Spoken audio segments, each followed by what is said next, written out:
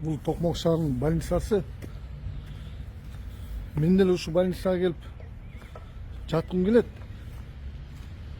Мен деле ушу больницага жатып 87 жашка чыкканда небелерим алып келип давлениям көтөрүлүп кетти, чоң ата деп. Биз кыргыздар ушундай сонун жерде жашайбыз. Больницаларды бул жөн эле организмди биздин ден соолукту нормалдаштыруу үчүн эле керек чындап келсе. Биз Турцияга эс алганы барышыбыз керек, элдерге окшопчу. Бүйрөк боорду которгон эмес кыргыз элин.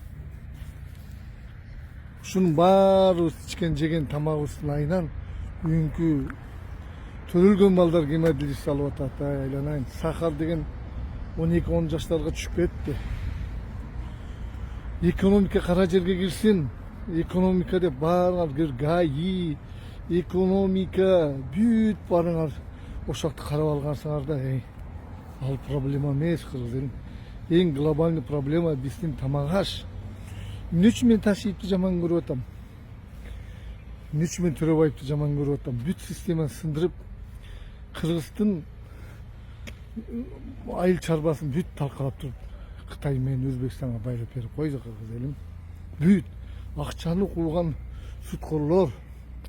Эртең выбор башталат. Урматтуу президент Садыр Нуркожоевичту отчет баштайт, фейктер чыгат. Сен эмне алдың? Мамлекеттин элиң оорулуу болду. Экономика мындай болуп, өзүбүз эмне деген картошка, эмне деген жер жемиштерибизди иштебей сыртка карап калдык деп, ушунун баарын дүнөлөйсүңөр. Бирок эч ким айтпайт ошондо. Төрөбаев, Ташиевдин группировкасы келип атайын талкалаган эч ким айтпайт кыргыз элин. Эмне үчүн ушу жөнүндө Дайыр Орунбеков тамак аш коопсуздугу менен жаратылыш жөнүндө чуркап жүрөм. Мен мал чарбачылык, айыл чарба боюнча чуркап жүрөм. Бирөөң айтпайсың го, бирөөң экономиканы айтасыңар. Орунбековду мактайсыңар. Туганбаевди мактайсыңар, Эртеңчи баарыбыздын балдарыбыз бар. Эртең баары ооруп, жакшы болбой калса эмне болот? Аллергия башталат.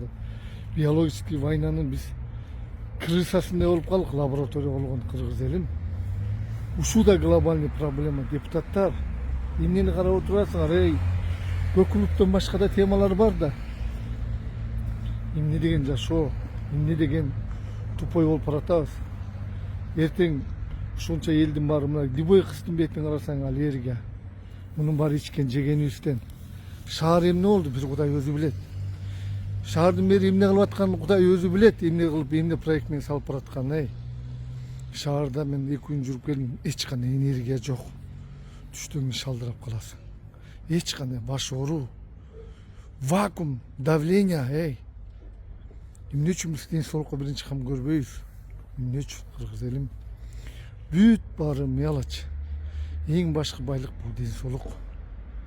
Казыр биз акырын өзүбүздүн жакшы тамактарыбызды бүт баарын химияга чылап, биздин экономикабызды биз сактап кала турган акыркы шанстарыбызды алыстатып баратабыз. Бүт баарын чет өлкөгө каранды кылып баратат. Анткени акчаны кулуу төмөн Төрөбаев, Ташиевдер кылгылты кылды. Кылжып менен бууду. Жооп бере турган президент. Мен ошон үчүн президентке чыгайын деп атам, Садыр Нуркожоевич. Баарын штаб чапа тырмак десант түшүрүп, айыл чарбаны, мал чарбаны дарылап, колхоздун баары шал болуп өлүп атат. Силер түшүнсөңөр, элдин баарын шаарга айдап баратат, наврык жерлердин баарын кызыл китеп чыгарып, ар бир регион өнүгүп, мал чарбачылык кармаш керек. Шаарга туруп мен мышык багабызбы? Эмне деген жашоо, Садыр Нуркожоевич? Казыр акыркы надежда сиз оңдоп калышыңыз керек бүт баарын. Мен эч кандай фейк команда эч ким эле колдобойт. Мен жалгызмын. Бирок ар бир кыргыздын баласы бар, кыргыз мени колдош керек да.